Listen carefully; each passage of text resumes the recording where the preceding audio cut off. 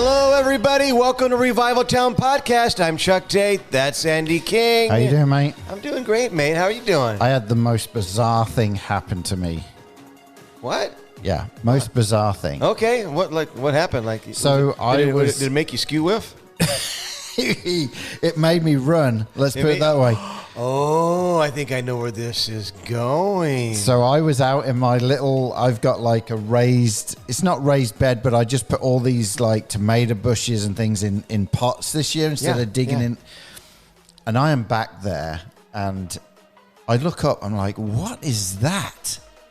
And it was this massive, I mean, I'm talking, it is the size of a basketball, a hornet's nest. Yes, I saw the photo. People, he's not exaggerating. Oh no, I'll drop a video in right now just so you can see it. Yeah, it's crazy. It's massive. Can you believe the size of it? You saw it. I can't believe how big it is. I have never seen one that size. I mean, I've had my share of hornets I've dealt with over the years, and I usually go at dusk and spray them, or even make my own spray and kill them all. Wait. Make your own spray. You can make, I forget what I use, vinegar and... You're peeing on them or what? You pee in a bucket, then you put vinegar in there. Yeah, oh my gosh. Oh. No, I don't even remember, but I Googled it. Yeah. And it works.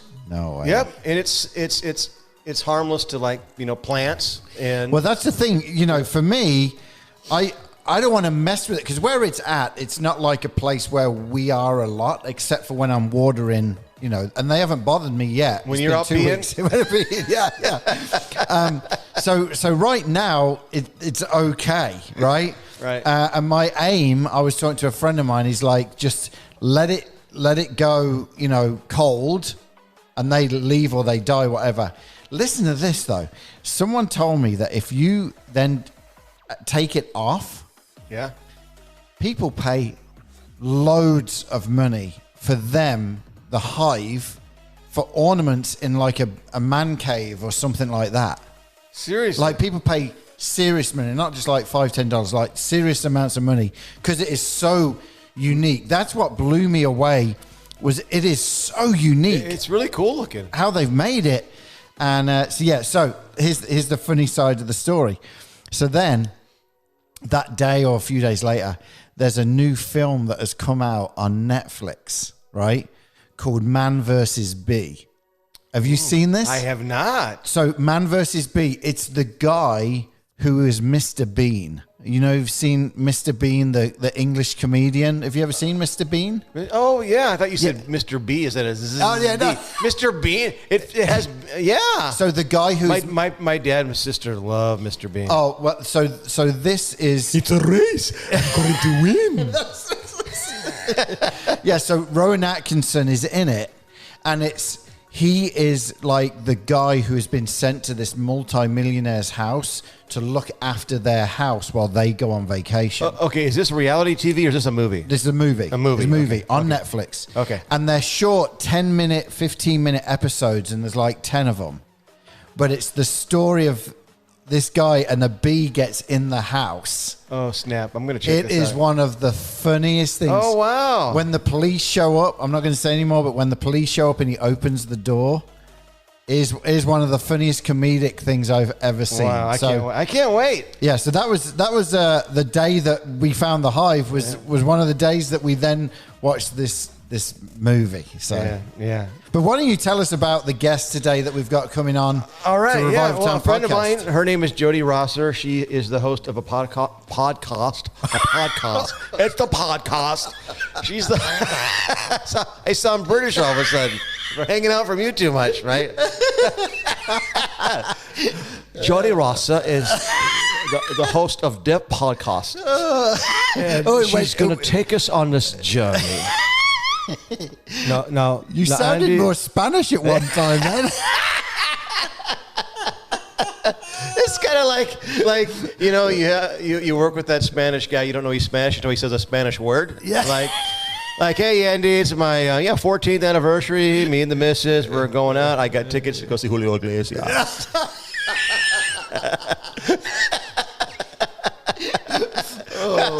No, our guest today, her name is Jodi Rosser. She is from Orange County, Candy.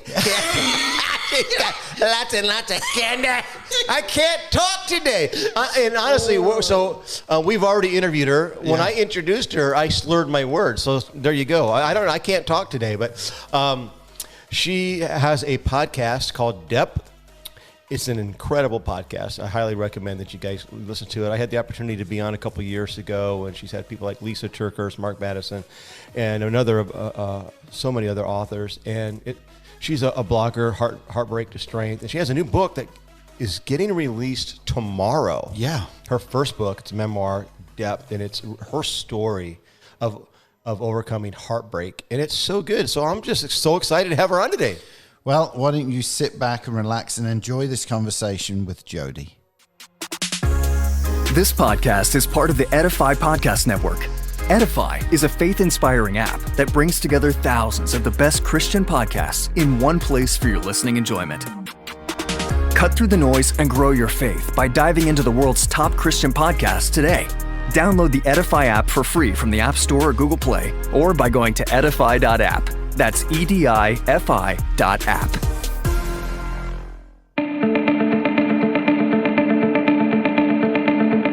All right, everyone, it's time for another conversation on Revival Town Podcast. Our guest today, Jodi Rosser, is an author, podcaster, and speaker who serves a steadily growing audience through her podcast, Depth, and her blog, Heartbreak to Strength. Having walked through multiple heartbreaks, divorce, miscarriage, and cancer, Jodi now inspires women to grow deeper in their faith and to find hope, joy, and purpose through their unexpected storms. For 10 years, she served in children's ministry and women's leadership at Saddleback Church in Orange County. And she is a teacher, and she has a brand new book that releases tomorrow. How cool is that? Jodi, welcome to Revival Town. Oh, I'm so excited to be here. Thanks.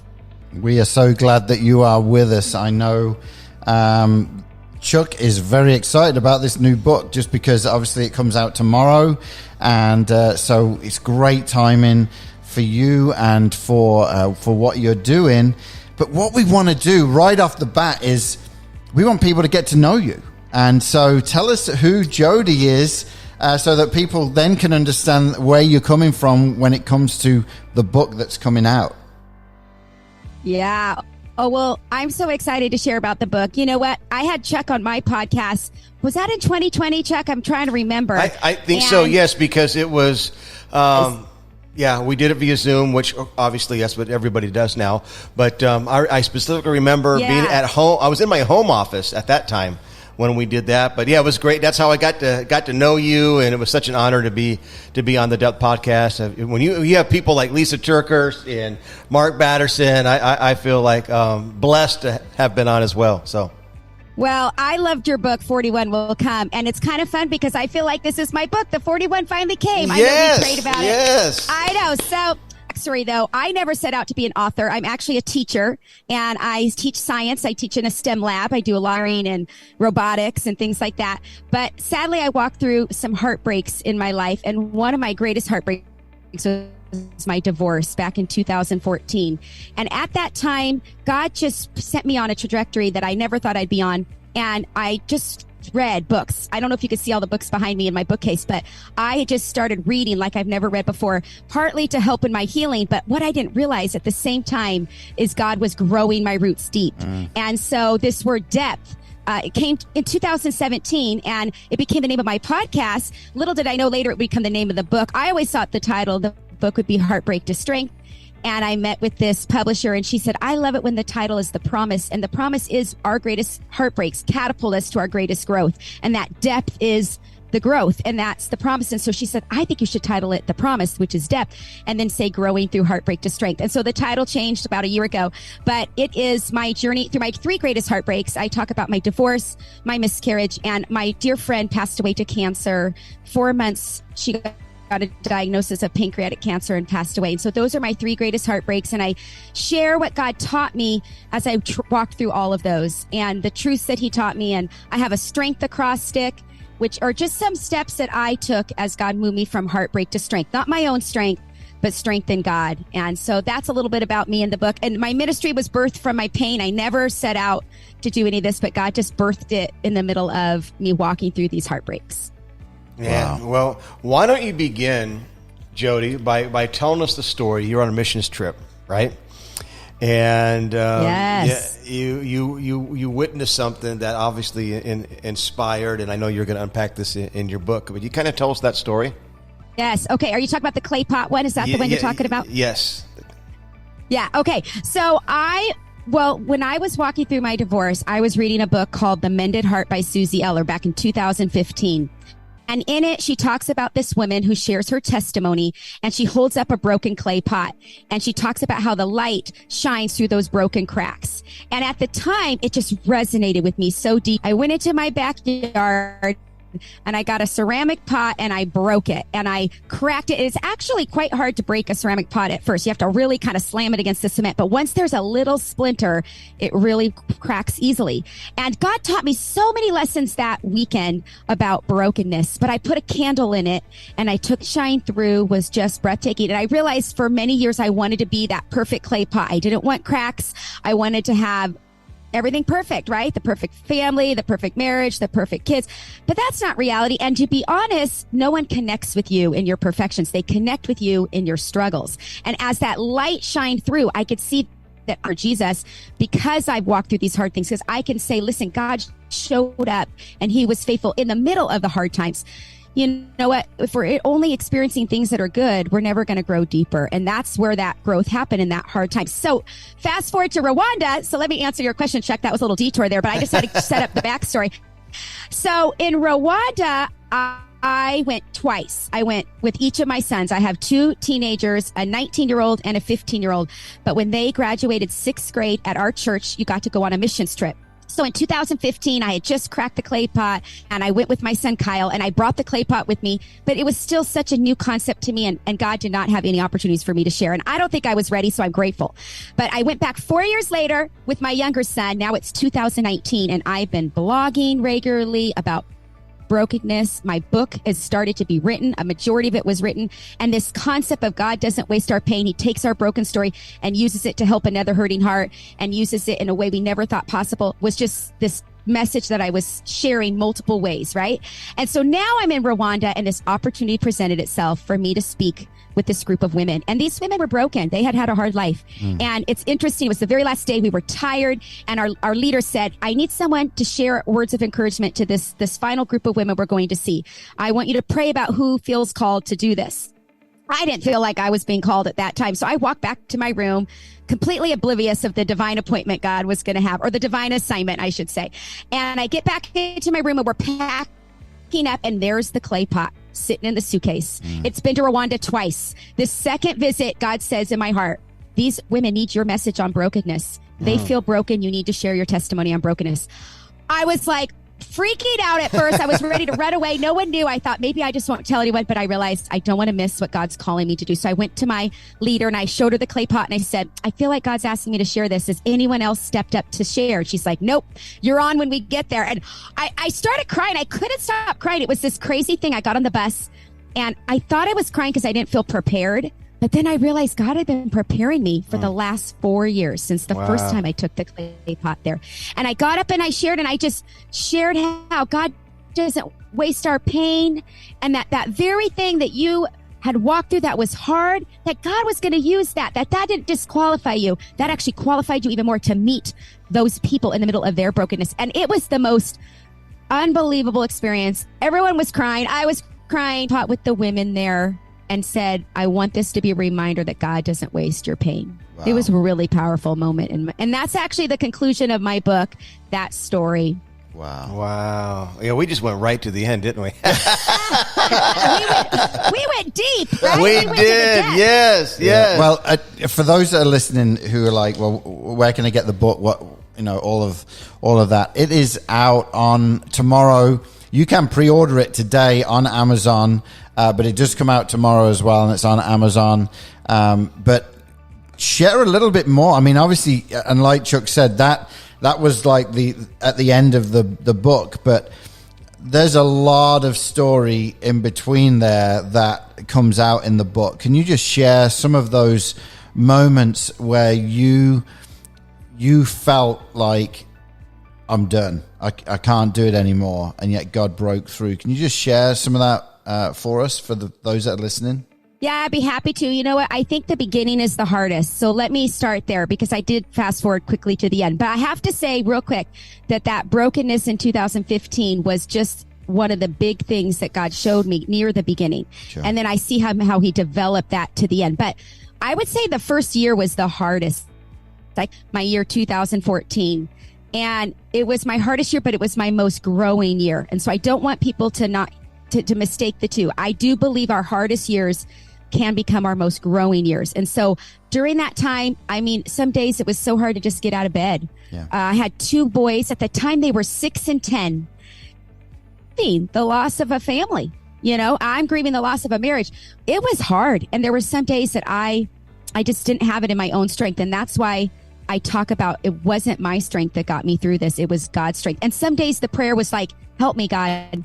Give me strength to encourage my kids. Give me wisdom of what to say. These like cry out prayers, these breath prayers. I did have a lot of times where I would get up really early in the morning. At the time when they're 6 and 10, they were going to bed at like 7 or 8, right? Yeah. So I was going to bed probably by 9. And so I would get up around 4 or 5. I mean, God would wake me up super early, and not every morning, but some mornings, and maybe even the years that followed, these deeper times. But sometimes it was just survival. I mean, when you're going through grief, it hits you not just emotionally, but physically. It drains you. I talk about in the book, I was like in survival mode. My head was just barely above the water and the waves kept crashing over me. And I just had to get through and cry out to God to get me through that. I was in counseling. It wasn't easy. And so I want to say to someone who's there right now, I talk about that in the book, a lot of what I did at the beginning to survive, right? It's kind of survival at the beginning. But don't think that isn't important, because all of that time you're crying out to God and he's meeting you. I just don't know how someone walks through grief without Jesus. Mm-hmm. I feel like, amen. I don't know. I don't know how they do it. I don't think I could have.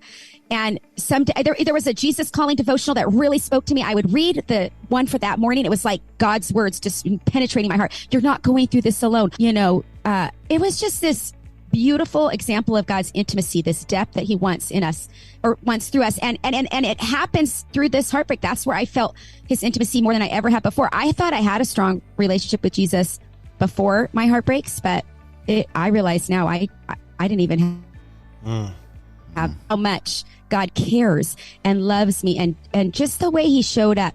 And so I would start by saying, just run to him in your pain. You have a choice. You can turn your back and be angry. And don't get me wrong, anger is still an emotion I had, but I ran to God with my anger and I journaled, and I don't understand why this happened. There was swearing at times. I mean, I was just let it all out.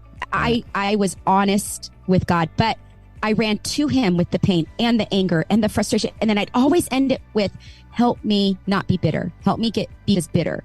I think bitterness is something that can easily come in your heart during something hard. And you asking the questions, why, God, all that's okay to do. And it's normal. And I encourage people to do it, but just don't run away. Just run with those questions to God. There is a difference. And if you turn your back and run away, you're going to be alone, and it's already hard enough. You don't want to be alone in your heartbreak. So amen. In my acrostic, my S for strength is seek God and invite him into the pain. That's just the first step. And then the next one is T, tearfully allow yourself time to grieve and process the emotions. It's going to take time. You got to meet with a counselor or a support group. With my miscarriage, I went to a support group called Empty Arms, and it was super helpful. And so I really, at the beginning of the book, deal with those hard things. We don't jump straight into how God's going to use it. He will use it. And I firmly believe that, but that's not the first step. There's 2 T's in strength. It's really interesting when this acrostic, God dropped it into my head. The second T is the trust God is good. And when your mind doesn't understand, but that's later. Like, yes, you could kind of have that at the beginning, but at the beginning, you're just running to him with the raw feelings and saying, help, God, I don't even know how to process this. And so I do think that trusting comes a little later in the process. Right. Well, that's so good. I always tell people, when you go through heartbreak, when your life feels shattered, you always have two choices. You can run away from God or you can run to God. You can blame God, you can run to God. And we know from reading the Psalms, David, he vented vertically, right? He vented. It's okay to vent vertically, but there's a difference between venting and blaming and running away, right? And when you run away from God, you're running away from help and you're running away from hope. But when you run to him, you're running to the only one who can sustain you in your suffering, who can rescue you. So I'm so grateful for your transparency and sharing your story. I mean, you just lay it all out. Was this hard? Oh, you mean writing the book? Oh, well, I mean, is it difficult sharing your story, just laying your heart out with your readers? Was that difficult? You know what? No, actually, I'm really an open book. It was difficult, I think, to admit at first that I was going through divorce. I did not want people to know I was a strong Christian, and I was embarrassed. And actually, there's a whole chapter in the book on shame. Ooh. There's a whole section, the N in the strength acrostic is never lose sight of God's grace. And there is something about feeling shame when you walk through divorce, because that isn't what God wants for your family. And I didn't want it either, banality. And so I had to work through that. And so I didn't share it with everyone. You know, my kids were young and they didn't want to tell their friends right away. So probably it happened in January, and probably by that October, we shared it with close friends and family, right? Sure. But to the world was probably October. And actually it was a moment where I said, God had placed in my heart to be vulnerable and just let people know and let them know that God was meeting me in the middle of this heartbreak, but this is what was happening with my family. And I knew shame had Satan wanted me to stuck in the shame. And I was like, this is one way I'm going to break free from it. And it was not easy, but I then ran into people at school, and when they saw me, I realized they heard it from me.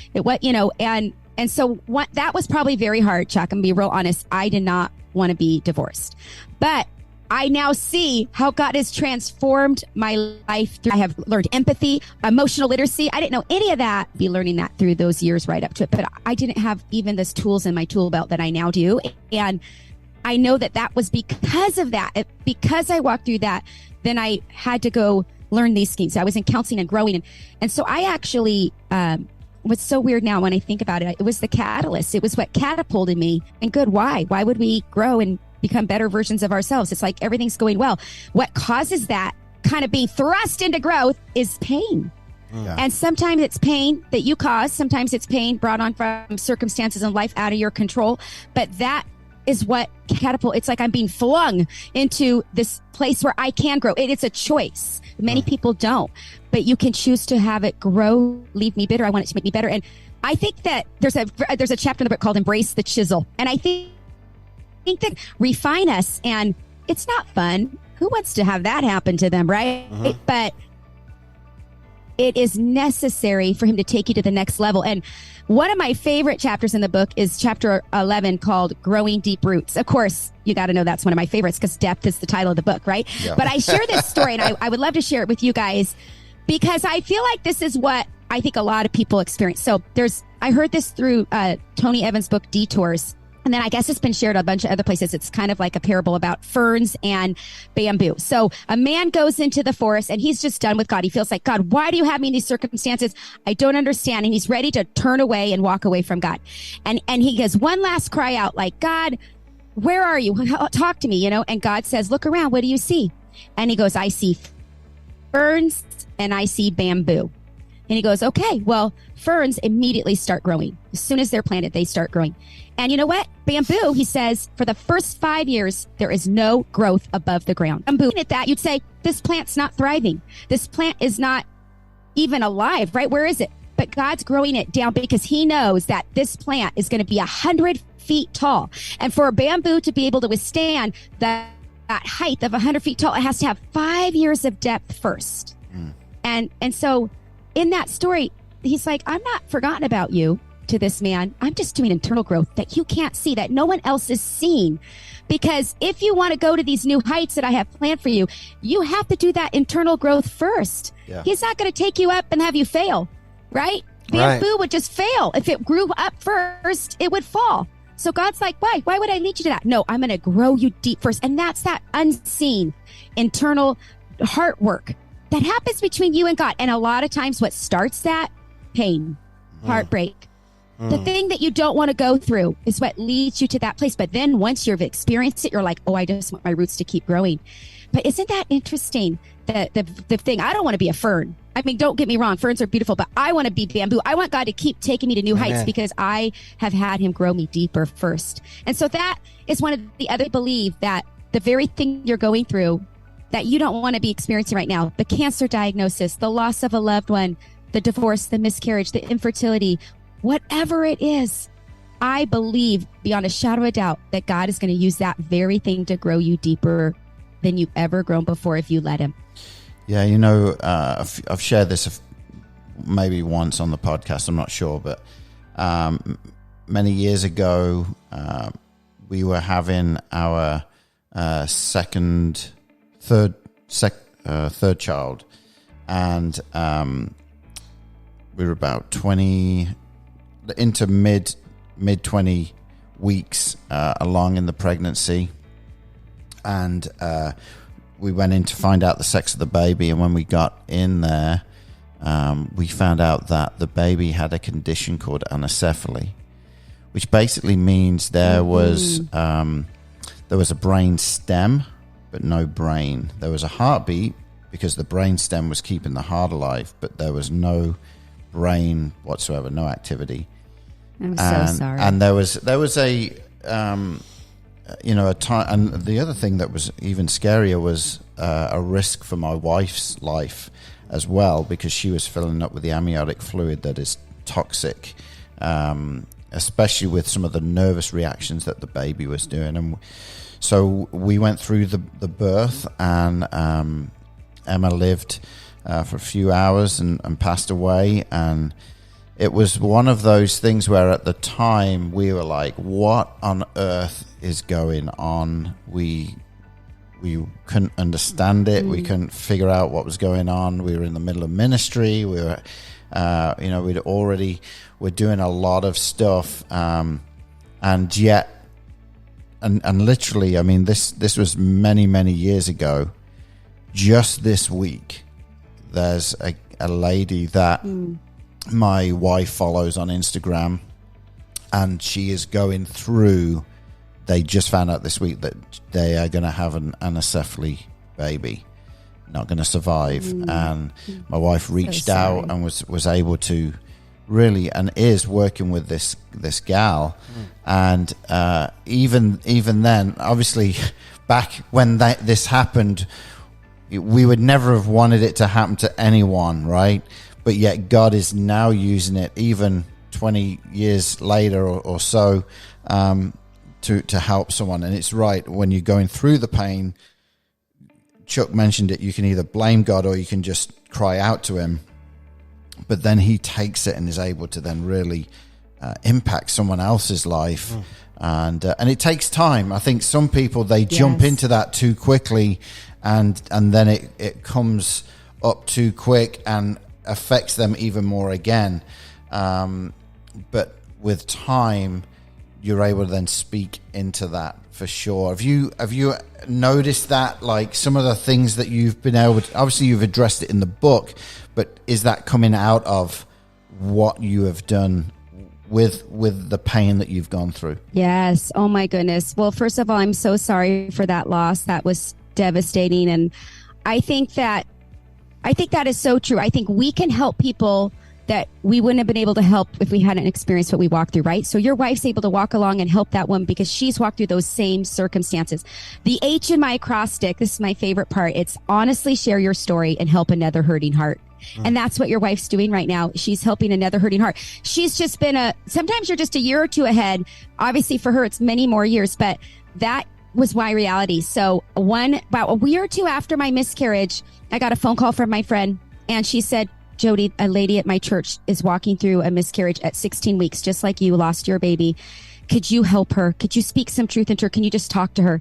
And I, at the time, didn't even realize what that yes would mean. It brought such healing to my heart to be able to share my story and help another person. It almost brought my healing a little bit more full circle. And her name was Clarissa. And so she, I would just text, or we didn't text, it was email, but back then it was a little bit, email was big. And we emailed back and forth, and I would just offer her some things that I did. We planted a tree in memory of our baby. And so I gave her that idea and just kind of sharing life. And it brought her such healing at her service that she had for her baby. They shared the CD. I'd sent her a book and a CD, and the song was called Glory Baby. It's this beautiful song about how your baby's now in the arms of Jesus. For anyone that's lost a baby, this is just a beautiful song. And I guess they played it at the service, and then the pastor spoke about this woman that had come into her life and that was helping her.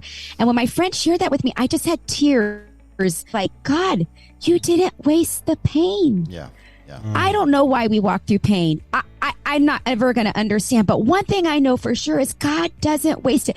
Your pain can then come along and help someone else that's walking through the same circumstances. I couldn't have helped this woman if I hadn't had the miscarriage at the same exact time. And I didn't want that in my storyline. I would have much rather had the baby, right? But I couldn't help her if I had. And so it doesn't make the pain less. The pain is still real, very real, but it gives purpose to it. And when there's purpose to our pain, it makes it a little more easy to walk through. And I don't think that purpose that later. And same with my divorce. Another friend of mine, 2 years later, same thing. I was able to walk it and help with her. And same with the loss of my friend. It wasn't the same thing, cancer, but she lost a friend for another reason. And I was able to help her. But yes, all three heartbreaks. There was a person a couple years behind me that I kind of look at like a bridge, right? So sometimes we're in the middle of the bridge and we're like, we need help. And someone walks back and helps. And then sometimes we've taken a step across the bridge and there's another person in the middle and we walk that and help that person behind us. I just think that heartbreak is what connects you to people in a way you can never. But who better to help someone to walk through that? Someone that's had a miscarriage. Who better to help someone that's walked through those circumstances, Andy, that you just shared with your baby?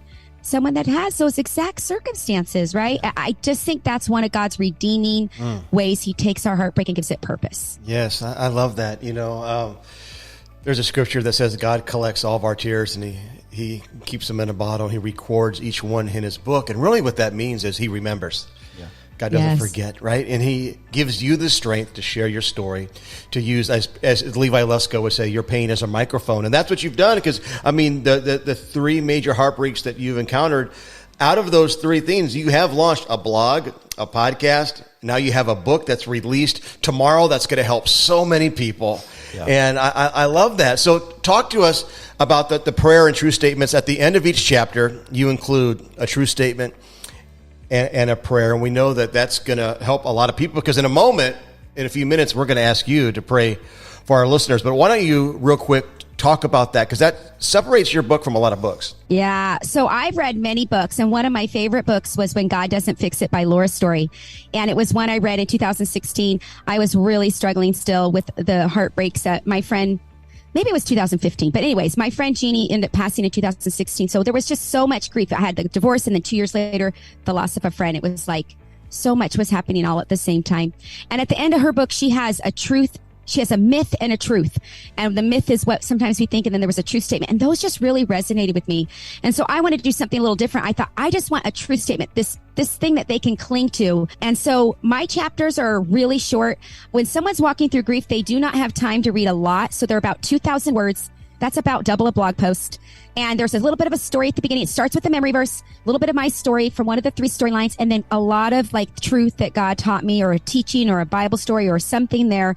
And then it ends with a prayer and a truth statement. And so, it's interesting, Chuck, my first version of the book didn't have the prayer. I worked with a book coach at the very end back in 2021. And I had a prayer at the end of my forgiveness chapter. And he's like, why don't you add a prayer at the end of each chapter? This is beautiful. And I was like, oh, I never even thought of it. And it's one of my favorite additions to the book. Love it. Is these prayers, because I wrote them in first person so the person could pray it just like they were praying it to God. It's not like in you. The very first one's in you because I'm praying that over the reader for the book. But then all the rest of them are in I form. And it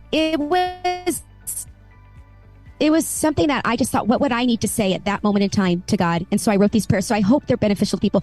I hope they help connect them more to God. And then those truth statements, it's kind of like a statement just to cling to in the middle of the pain. Sometimes you don't remember everything. So it's just one little tidbit to kind of put in your head and kind of cling to as you're walking through the heartbreak. Love it. Well, can you take a moment and pray for our listeners? As I know there's people listening. There are people watching. This is on YouTube as well. And obviously cool. there could be a young woman who just experienced a miscarriage, perhaps somebody who feels shame because they've gone through a divorce, or somebody who's lost a friend or a family member to cancer. Obviously, there's so many different things. And when you take a moment and pray for our listener, pray for those watching, those that are hurting and crushed by life right now. Yeah. Okay. So I'm going to read the prayer from my book, if that's okay. So here's my book. Absolutely. It's actually the very first pray over the person reading my book. So this is the prayer I would pray over someone walking through heartbreak. God, I want to lift up the hurting soul who's reading this book. I know in the midst of the devastation, it's hard to see you. I'm sorry, let me say it again. It's hard to see how you can redeem all of the tears and pain. Please wrap your loving arms around her grieving heart. Empower her daily as she begins this healing journey. Allow her time to process the hurt as she seeks you, and help her develop depth in her faith. Take this heartbreak and turn it into the strength that only you can give. In Jesus' name, amen. Amen. Well, thank you so much for that and for what you have shared. I know you will have helped so many today, and with the book coming out tomorrow, you're going to help so many more. Go get the book! Yeah, go and get the book, and make sure that you're connecting with Jodi. Now, Jodi, we want people to know how they can connect with you, whether that's social media, website, the book. Can you just give some practical ways that people could connect with you? Yes. So my website's probably the best because all my resources are there. So the blog and the podcast and the book link is all on that. So that's jodirosser.com. And my name is JODIROSSER.com. And then social media, I Instagram and Facebook. I actually just joined TikTok. Chuck, you have amazing TikTok. I just a work in progress over there, but I don't even know what my handle is over there. I don't. Maybe it's just Jodi Rosser. Yes. So everybody go follow Jodi Rosser. And then regarding TikTok, I've been very intentional the last couple of years. So I've been doing some TikTok coaching. So feel free to reach out anytime. But I hope our listeners and our viewers will connect with you. They'll follow you, go to the website. And your podcast is a exceptional podcast. It really is. Thank so you. Especially women who are listening, I know it'll resonate with you. It's for everybody, but the stories that you share and the authors that you bring on, it's just really, really good stuff. So we encourage our people that are listening and watching today to go check it out. But obviously go to Amazon.com, get the book right now. Yeah, and I know that prayer that I read at the beginning said her, but the book is for anyone. I think my primary audience is women, just because I'm a woman, but it could be read by, that's the only time I use that pronoun. Everything else is, the prayers are all in I form. So I think anyone could read the book, man or woman, but absolutely. I'm realizing now that prayer said she. So I didn't want anyone to think the book's not for a man as well. No, you're good. Yeah. You're good. Yep. There's, I'm sure some guys out there struggling, hurting, that need it. You're going to speak hope and truth into their lives as well. So proud of you. Thank you for writing it. It's really cool to see how God just took you on the journey and opened the right doors and his right timing. And then bam, here we are. It's go time. Well, talk about go time. We are close to coming to an end of this conversation, but one of the things that we do on Revival Town every week is the big three. Three questions that everyone's wanting to know. So, Chuck, you want to start us off with the first one? All right, let's do it. Yeah, all right. My first question is, obviously, you've had a number of authors on your show, on your podcast. You have a number of books behind you. For those that are watching YouTube, they can see the bookshelf behind you. Can you just name one or two books that stand out that blessed you or that God delivered to you when you needed it the most? Yeah, so I have two life-changing books. My first one is How We Love Our Kids. It's a parenting book. It's by Mylin and Kay Yurkovich. And this is the book that started me on my path of self-awareness. Before that, I would like to say I was unaware of just things about myself. And it's a great book. It's about the little changes towards your kids. And so it's really a book about you, diving deeper into you, what happened in your childhood, what's your triggers. It's a really amazing book. There's a version of it for a marriage as well called How We Love. And Mylin and Kay are phenomenal. They've been a lot on Focus on the Family, and they're actually my second episode on the podcast. And I actually re-aired them just this last summer. because it's such great content. And if you're a parent, I highly recommend it. But that book changed my life. I give that book, or I tell people about that book all the time. Life-changing book. So I read that in 2011, and it kind of opened me up to like, oh, there's things about myself I need to work on. Okay, so that was that self-awareness book. And then in 2012, I read Unglued by Lisa TerKeurst. And so that took it to a step further of like, oh, I'm this reactor, that kind of gets angry real easily instead of stuffer, right? She talks about how you react to your emotions.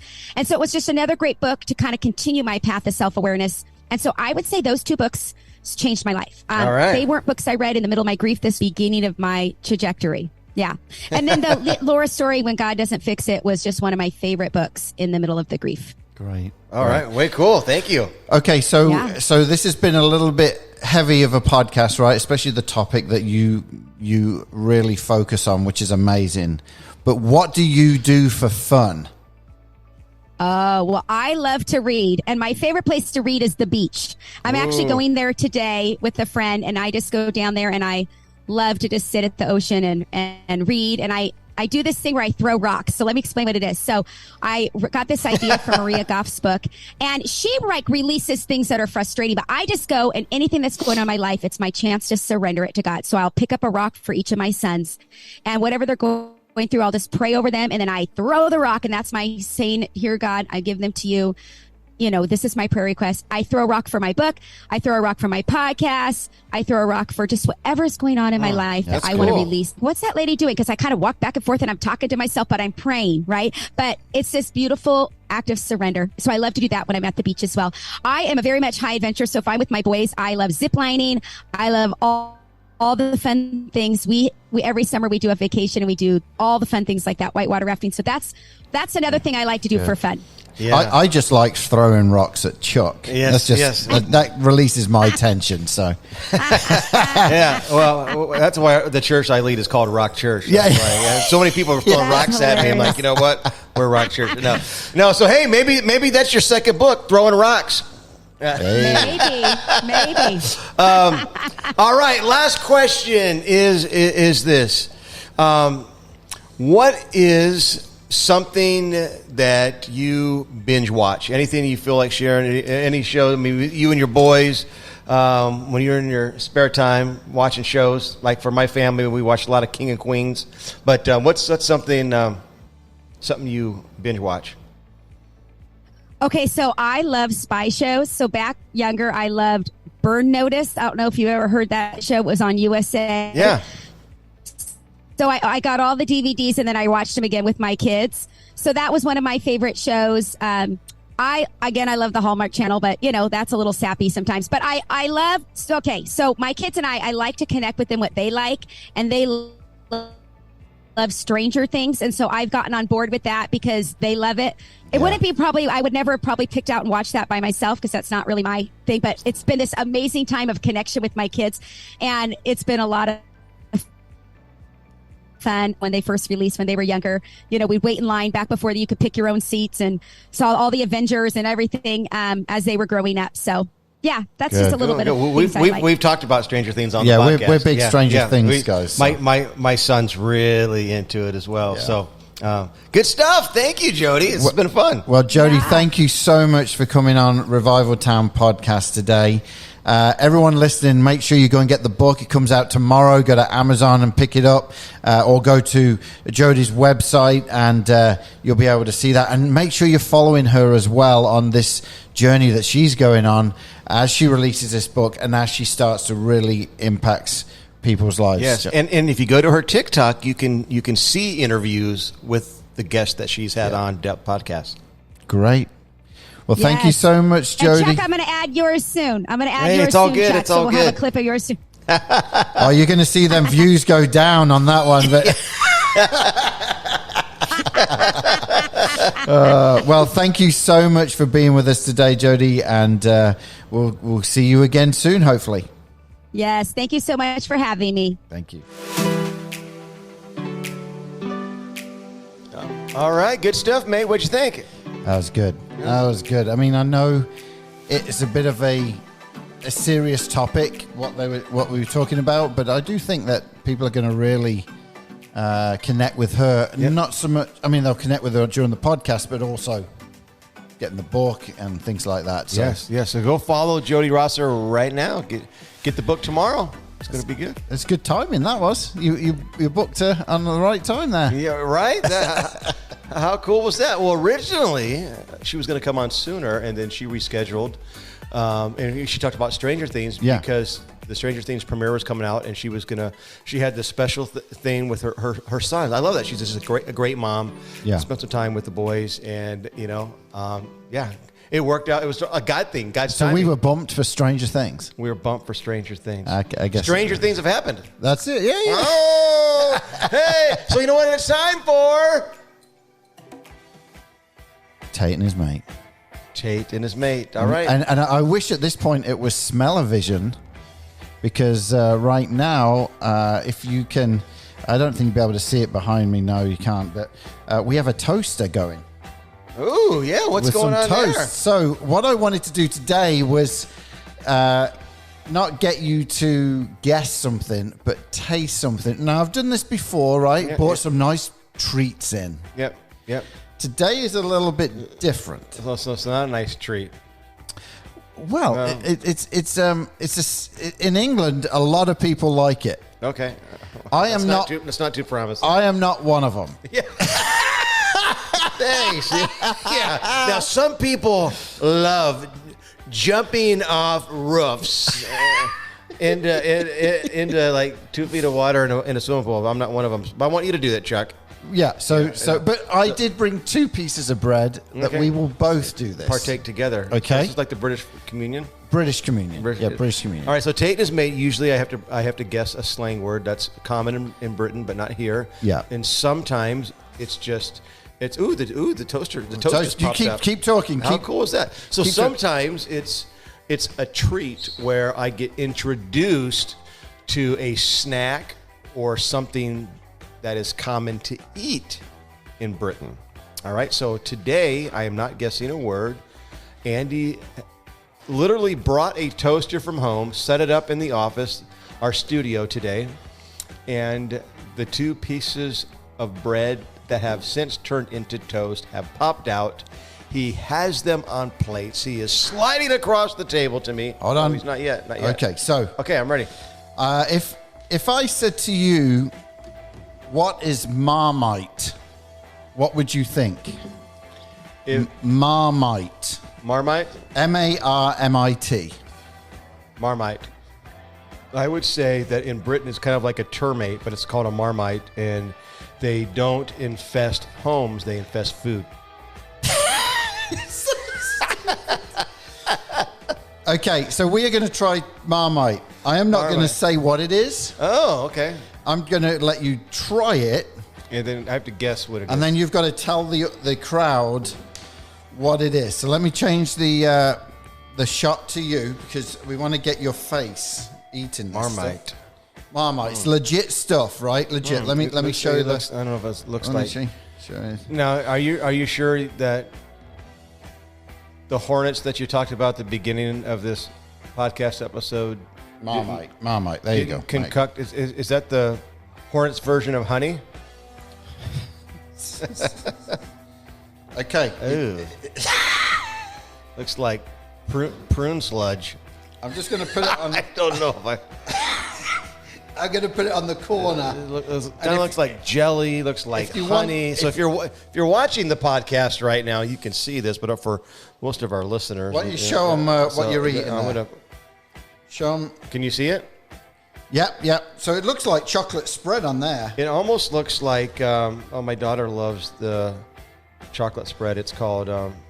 What's the hazelnut spread? Nutella. Oh yeah, Nutella. My daughter Savannah loves Nutella. So okay. It looks like. I haven't had this since I moved from England, and I didn't like it then. So how did you order it?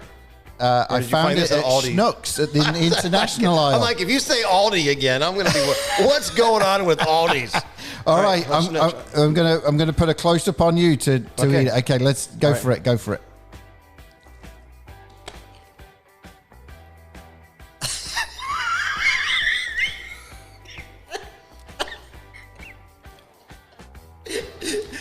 You don't like it? You don't like Marmite? Marmite is horrible. I was expecting it to be sweet, peanut buttery, maybe honey, jelly. I don't know why Brits love that. No, I can't do it. All right, It's kind of bitter. I'll let you read what it is. Tell everyone what it is. I don't know why people like that. Okay.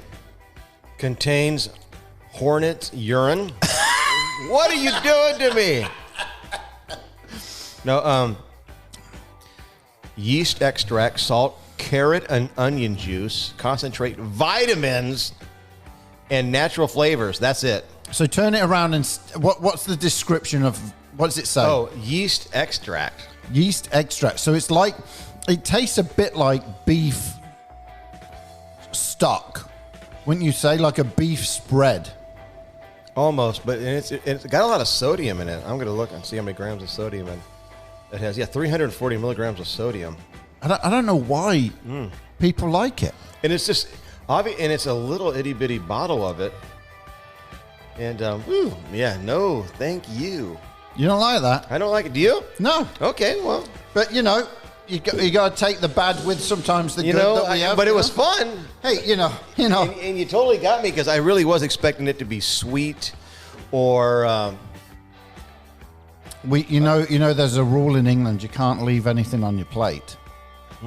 Okay, so I got to take one more bite. You got to get it down. Yeah, that's not happening. Okay, well, everyone, thank you so much for being with us today. And if you were watching this, you would have seen us eating. If you're listening, jump onto our YouTube page and you'll be able to watch the whole show. Yeah. And we have a bit of a laugh, but sometimes watching us is even funnier than listening. Not that we're not funny if you're listening, but looking at Chuck's face is always funny, right? Hey. So anyway, thank you again for being along for the ride today with us, and we will see you next week. Next week, can't wait. It's gonna be good. Revival Town Podcast is back next week.